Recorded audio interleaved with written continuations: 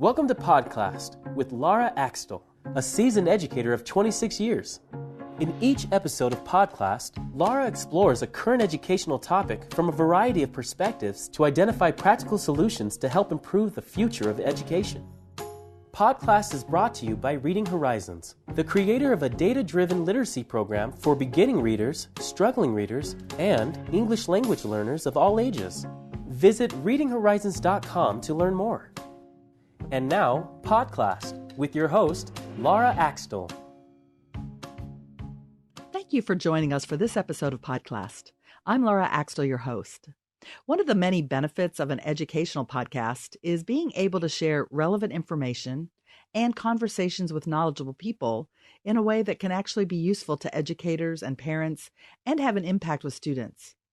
Today, we're going to be talking with Dr. Jeffrey Borman about middle school and his research that has shown promising results about how to make this important transitional period, as he put it, less awful. I hope you'll find today's topic as interesting as I did. Dr. Borman, welcome to Podclass, and thank you for talking with me today. Well, thank you. I'm pleased to be here. We're going to be talking today about some interesting research conducted by you and your team. Could you start by explaining your role? Well, I'm a professor here at the University of Wisconsin at Madison, and my appointment is within the School of Education here, but I work with students all throughout the university in the social sciences. I direct a program on causal inference and education policy called the Interdisciplinary Training Program that's funded by the federal government, and that keeps me busy along with my teaching and my research. So I'm excited to talk with you about your research, which was focused on middle school students. Middle school often doesn't get a lot of attention in the world of education. I kind of think of it as like the middle child. How and why did you and your team make the decision to focus on middle school initially? Well, it should get more attention because I think there's a lot of evidence that middle school is legendarily awful for a lot of kids. It's kind of the perfect storm in that as children enter adolescence, they're going through so many developmental changes that are quite profound, more profound than just about any stage of life aside from the dramatic changes little kids experience from birth to 2 years old.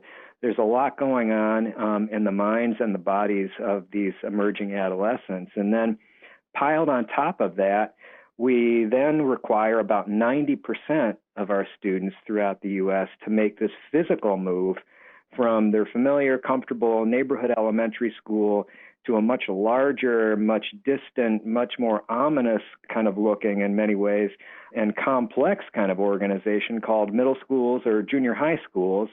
And the research that I was familiar with showed that students who make that transition relative to kids who remain in a K through 8 school fare significantly worse academically. And so that physical transition that kids make at grade 6 or grade 7 can set them on a downward spiral in terms of their grade point average, in terms of other kinds of indicators of their well-being. And so that physical transition to the more complicated and the unfamiliar middle school is a really stressful and difficult experience for most kids, socially, psychologically, and academically. It reminds me of when my daughter made a similar transition. She's now transitioning to college, which is a whole other story. But when she made that transition, it was very difficult for her, and that way that process also inspired me. I also want to mention that I think that you're right, that oftentimes we start to really worry about alienation and at the high school level. And I think that process of alienation and disengagement from school, the kind of the path toward dropping out, often can take root at the beginning of middle school. In fact, a lot of school districts these days are designing these so-called early warning systems that help predict which students may be going off track and which ones might be at risk for dropping out of high school. And the thing is that those kids who begin to receive bad grades and have higher rates of absences, who get into trouble more often during those early years of middle school, those typically are the kids who eventually drop out of school. And so we really wanted to take a more proactive stance to really help prevent that process of disengagement from happening in the first place. So could you describe your research? What were you hoping to investigate? Our intervention teaches students really two important lessons. First, we want to convey to all students that they're going to experience some difficulty, both socially and academically, at the beginning of middle school. Virtually no one gets away without having some discomfort, both socially and academically, whether it's not being able to find your friend to sit next to in the lunchroom or getting a bad grade. What we also try to remind students, though, is that this is a shared experience. All kids are experiencing this kind of rocky transition to middle school. And after a little while, things get better. And so when students read these messages that we're conveying to them, they learn that there's not something inherently wrong with them, and instead they learn that the transition is a shared experience that's initially difficult for just about everybody. And I think one analogy is, like when you jump into a cool swimming pool on a hot day, it's kind of an initially shocking and uncomfortable experience, but after a little while, you get used to it, and the cool water actually feels pretty good. And so the second thing that we try to tell students is that help is available from teachers and other adults at the school. Usually relationships between teachers and students at this stage, when they hit middle school, become a little bit more distant. Students have to traverse from class to class, and they may not feel as though they can establish the same kinds of caring relationships with their teachers as they did back in elementary school when they were with one teacher for the entire day. But when students engage in our intervention, they report that they trust their teachers more, that they like their schools, that they're not as nervous about the big tests that they have to take. And ultimately, they feel like they fit in. And so I think these more positive attitudes about school help students worry a lot less, which then helps them devote a lot more of their cognitive and psychological resources to just doing well in school. And that increased sense of fitting in also leads to fewer absences from school, fewer instances of acting out. And over time, these shifts in students' beliefs and their behaviors improved their academic performance in school, which kind of reinforced all of those positive beliefs that we were trying to inspire. So rather than that all too often downward spiral I was talking about before, students experience instead some positive momentum that really helps them feel like they belong in school. Well, you mentioned messages and the intervention that you provided to these middle school students in the study. Could you talk a little bit about that? Sure. So we thought about this a great deal and talked with other social psychologists in the field about this whole middle school transition, and thought about some different kinds of worries that kids might have at this stage.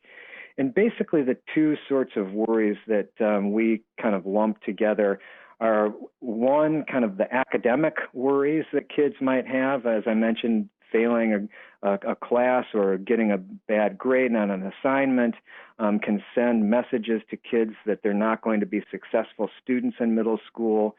Also, as I mentioned before, some kind of social awkwardness at this stage as they're in middle school can send bad messages that they don't fit in. And so we thought about different, even simple things, like when we thought about kids having to transition from class to class and not being able to remember where the next class was, or not being able to remember their locker combination if they have lockers at this stage, like many of them do.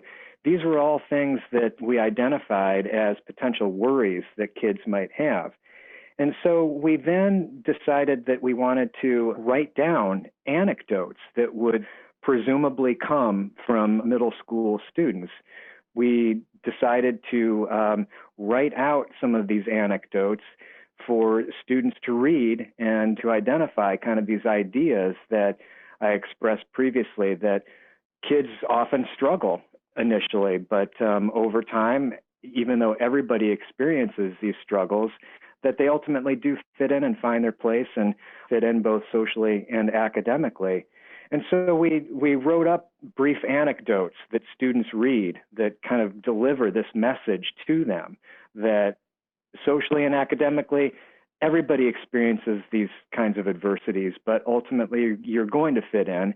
And we've fielded them with focus groups of kids and shared them with them, kids who had just made the transition from elementary school, I should say, into sixth grade, and shared with them these anecdotes. And in these focus groups that we held, they resonated with kids. They liked these messages. They thought that they made sense, and that they seemed to think that these messages might help other kids navigate this transition. And so that was good, just kind of, face validity to see that these made sense and resonated with real kids. But that was a big intention of our reading and writing exercises. We wanted them to be in the voice of other kids. And we wanted them to not be kind of preachy things that an adult might say to kids like, oh, it'll be okay, or, just, straighten up and everything will be fine. We wanted these to be kind of genuine kinds of bits of advice that another peer might provide to kids. And so in that way, we think that they were particularly effective rather than trying to preach at kids and give them advice as an adult. So let's talk about your results. What did the research show? Well, sure. So, amazingly enough, these two reading and writing exercises, each one of them occupied only 15 minutes of class time. So it was a relatively short amount of time that we devoted to these interventions. But even though they spent such small amount of class time, they really had powerful impacts on kids. The students who participated in this intervention, they missed fewer days of school. They got sent to the principal's office less often, and they got better grades. We delivered surveys to the students to kind of try to understand their sense of well-being in school. And from those surveys, what we found was that the students had better relationships with their teachers. They reported that they had better relationships with their classmates, reported that they were less anxious about taking important tests in school, and that they were actually more motivated to do well on their classes. And so those positive attitudes help the kids attend school more regularly, get in trouble less often, and ultimately, as you might think, they got better grades. Which is the prerequisite that we hope for to prepare them for junior high and high school. Yeah, exactly. Right. So there's so much focus on social and emotional learning in education these days, and some schools have invested in some pretty expensive curriculum. Is it true that it cost only $1.35 per student to implement your program?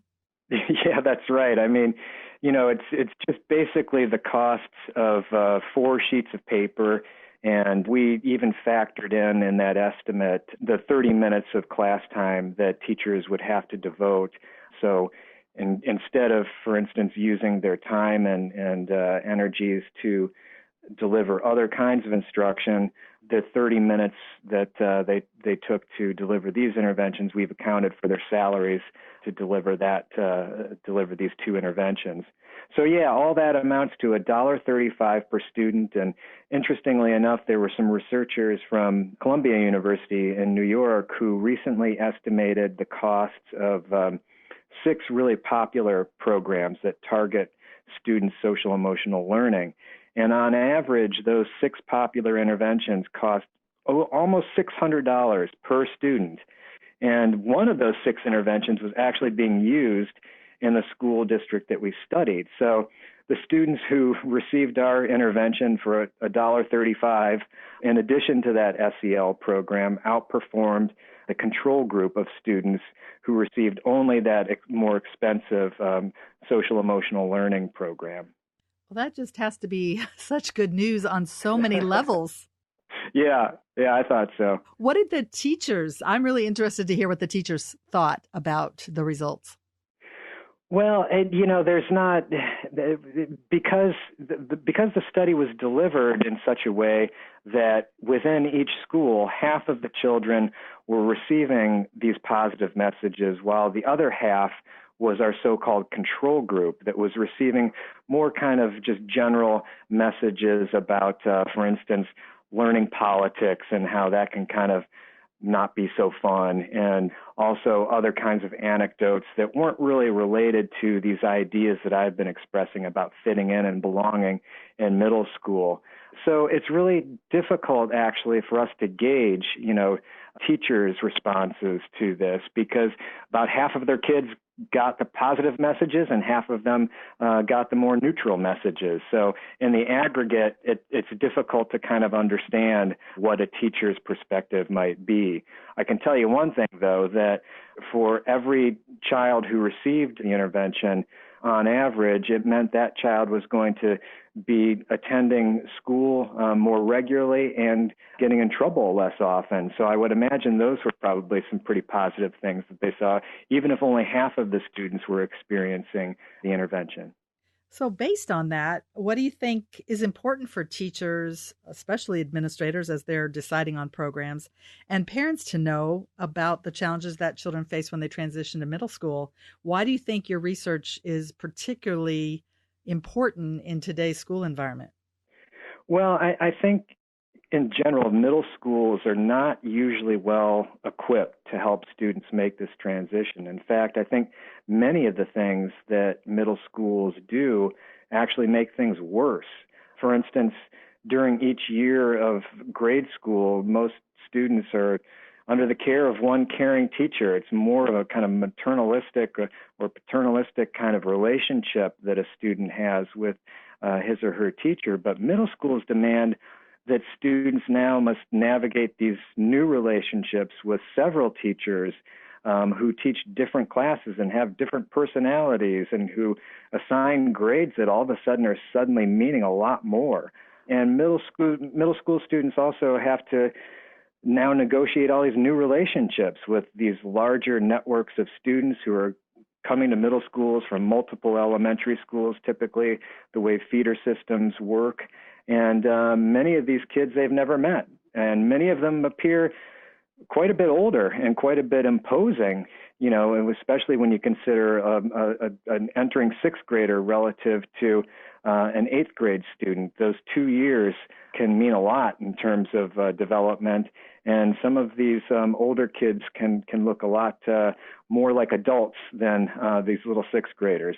So I think the thing is that, many good teachers are already doing a lot of the things that our intervention is designed to convey to kids. For example, a good teacher can provide messages of reassurance and offer help to those students who are struggling socially or academically. So just having teachers be aware of which kids seem to be having trouble fitting in socially or academically, and going to them and offering their assistance. And that kind of care and going out of your way to help a student who might be struggling, I think are important things that teenagers or emerging teenagers really value, having strong adult role models in their lives. And to the extent that teachers can reach out and offer that kind of reassurance and help to students, I think would be really powerful and helpful.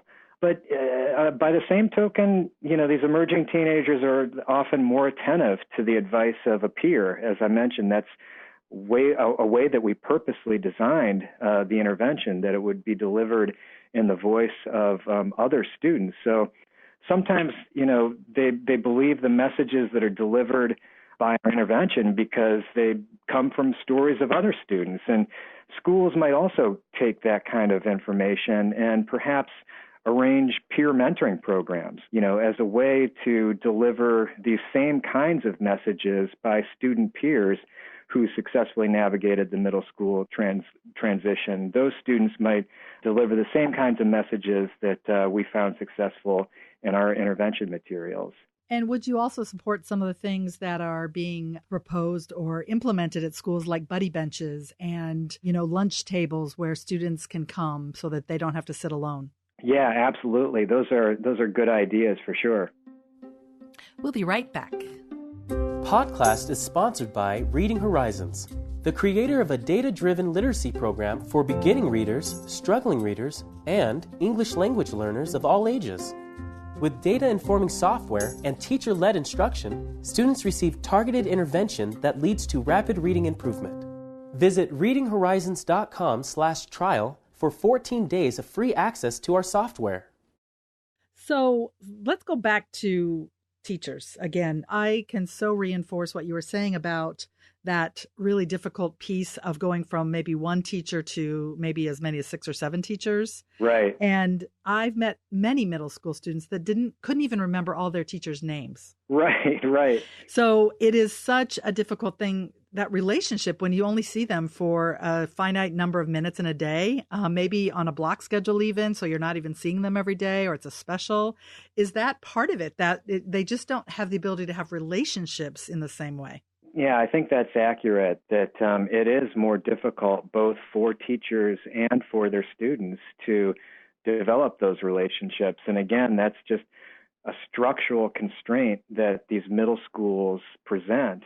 And it is difficult to overcome. But I think in the context of the classroom and even after class, taking the time to talk to students and to make sure that they're doing okay academically and socially, that teachers can set aside the time to try to cultivate those relationships a little bit more. But I know, I understand what you're saying.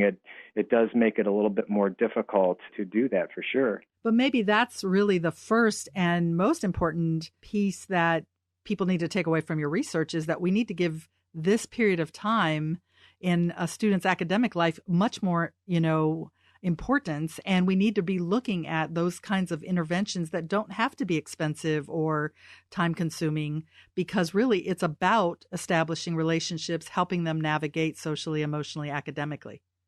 Yeah, absolutely. And even beyond folks in the schools, I think that there are some lessons that parents can learn from this as well, that, parents should encourage their middle school students to develop these positive relationships with their teachers and to ask them for help when needed, and not to feel embarrassed or worried about doing that. One very significant impact of our intervention was that students felt more comfortable with and more trusting of their teachers.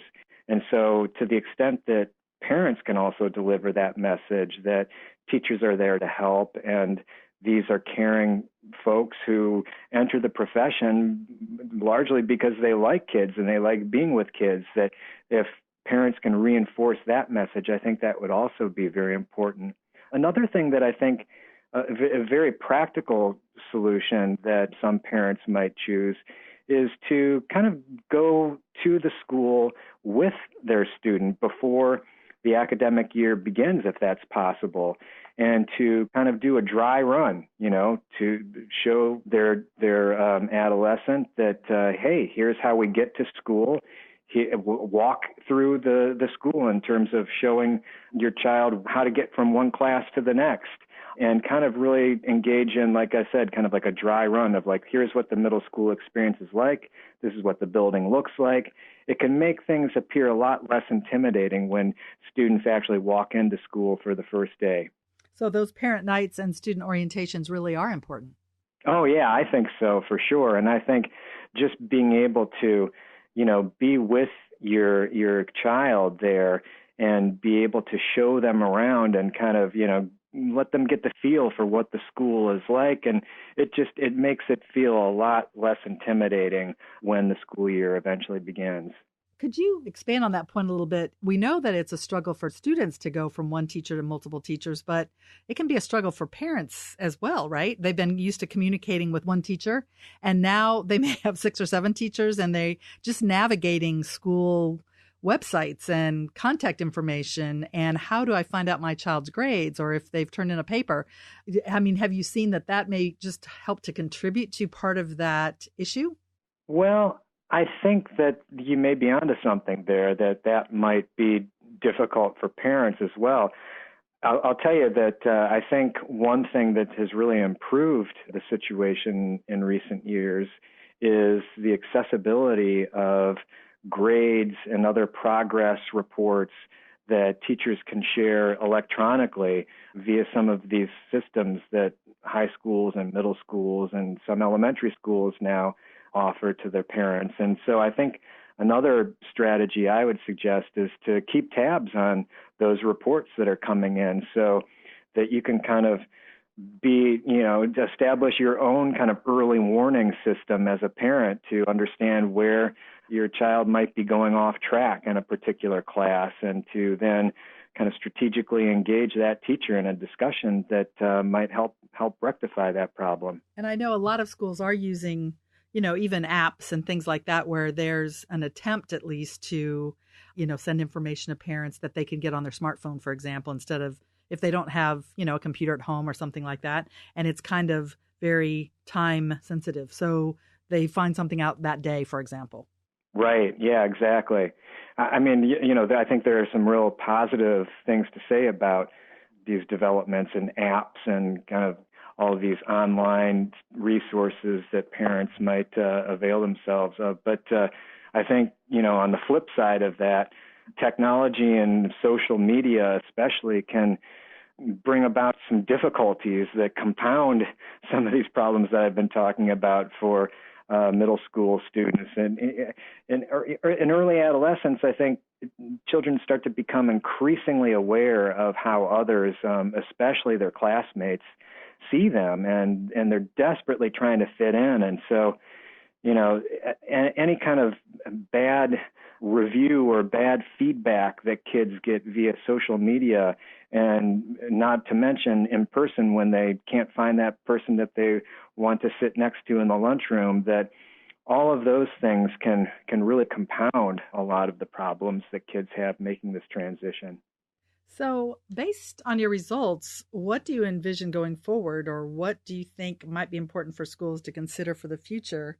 And I just want to ask you, if I know there's probably no research on this yet, but I'd be really interested to know if this is something that could be transferable, so that once a student knows the transition to middle school, hey, it's going to be tough for a while, et cetera, but the same thing happens when they go to junior high and then again to high school. I wonder if kids, if they learn in middle school, hey, this is common among people, we're gonna get there. I wonder if they take that message with them as they do other transitions in school.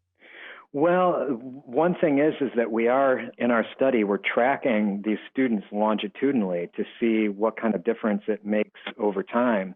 But I think that those are really good points that you mentioned, that I think with every transition, it brings about more uncertainties and more adversity that students experience. There's plenty of research that suggests that the transition to college can be difficult for a lot of kids, when I imagine the transition to high school is also a difficult one. So we've definitely considered following up with perhaps designing other interventions that might help ease the transition to high school or to junior high school, like you mentioned. Well, your intervention is so simple and it's so inexpensive. This is certainly transferable to any school that would like to consider it, correct? Yeah, it really, though, does need to be tailored to each school, and it's not as simple as just dropping these 4 sheets of paper in front of students. It's a process where I or another social psychologist would have to kind of work with the school a little bit to fine-tune these reading and writing exercises to really fit the needs of their students. Just as one minor example, we've now successfully actually replicated these results. We've reproduced the impacts in another school district in Arizona, and we're writing up that research now as we speak. But we had to tweak minor things about the exercises. For instance, in Madison, I mentioned that one difficulty that students mentioned was, geez, where's my locker, or what's my locker combination? Well, in Arizona, they don't have lockers. So, so one of our anecdotes was about that, about the struggles with, your locker in Madison, but that was not relevant in Arizona. So we had to delete that part of the exercise and insert other material. So it does take some fine tuning like that from place to place. But this is something that is definitely replicable, and that's something that other school districts, with my assistance or the assistance of someone else, could continue implementing. So that's really what we can envision, that there's a light shined on middle school, first of all, to determine how important it is for teachers and parents to understand. And second of all, to continue this research to really provide the kinds of supports kids need in those early years that may have a long-term effect. Yeah, absolutely. Well, this is just fascinating, and I think something that is really going to help people just consider middle school in a different light. So thank you so much for sharing your research and kind of how this can really impact students at a really, really crucial time in their lives. Thank you so much. Yeah, my pleasure. Thank you for listening. We hope you'll tune into the next episode where we'll continue discussing middle school with a social and emotional learning coordinator from Atlanta. She'll offer insights and strategies that have been successful and some resources that may be helpful to schools and parents. Until next time. Thank you for joining us for today's episode of Podclassed. To be notified when future episodes are available, subscribe to Podclassed on iTunes. Also, if you enjoyed today's episode, leave us a review. Podclassed is brought to you by Reading Horizons, the creator of a data-driven literacy program for beginning readers, struggling readers, and English language learners of all ages. With data-informing software and teacher-led instruction, students receive targeted intervention that leads to rapid reading improvement. Visit readinghorizons.com/demo to see if Reading Horizons is right for your school. Reading Horizons. Reading is for everyone.